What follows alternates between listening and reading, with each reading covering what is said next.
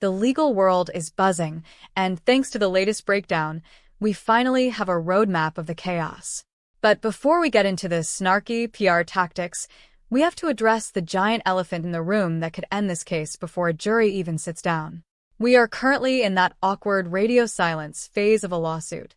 The motions have been filed, the arguments have been heard, and now we are all just waiting for the judge to drop the order.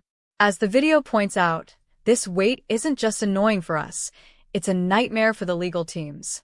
Imagine preparing for a massive trial without actually knowing which of your claims are still alive. It's like studying for a final exam without knowing if the subject is calculus or basket weaving. Wayfarer is throwing everything but the kitchen sink at the court to get this retaliation claim tossed. They've filed two major, dispositive motions. The MJOP, motion for judgment on the pleadings, essentially saying, even if everything she said is true, it's not a legal case. The MSJ, motion for summary judgment, saying, we've seen the evidence now, and there's no way she can win. But while Wayfarer is playing chess, Lively's team is playing a very risky game of conform the pleadings. Instead of answering specific technical challenges, they told the judge, just look at all the evidence we found and pretend our original complaint was updated to match it. It's a bold move. It's a hold my juice box moment in legal history. But will the judge find it brilliant or just plain lazy? That depends on whether the judge thinks Lively was actually an employee in the first place. Here is a surprising fact. Title VII, the federal law that protects people from workplace discrimination and retaliation, doesn't protect everyone. It specifically protects employees. Wayfarer's biggest argument is that Lively was an independent contractor. In the world of Hollywood, this is a massive distinction. If the judge decides she was a contractor, the Title VII claim vanishes into thin air. It's the get-out-of-jail-free card for Wayfarer. Why is this so important? Because if she isn't an employee, the court doesn't even have to look at the smear campaign or the red carpet drama. They can just close the book and go to lunch. It's the cleanest, fastest way for a judge to clear their calendar. But let's say the judge decides she was an employee. Now we get into the juicy stuff. Was her refusal to take a photo actually a protected legal act, or just a diva moment? In a standard retaliation case, protected activity usually means filing a formal HR complaint or testifying in court. But in Lively versus Wayfarer, the protected activity is much more visual.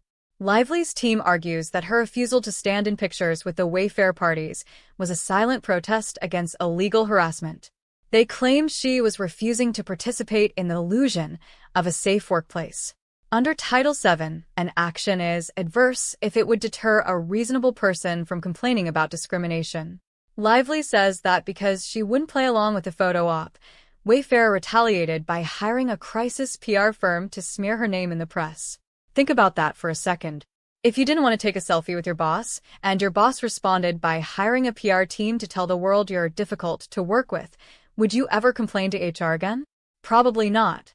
Can Lively prove that the PR firm was hired specifically to punish her for the protest? Or was it just standard damage control for a messy production?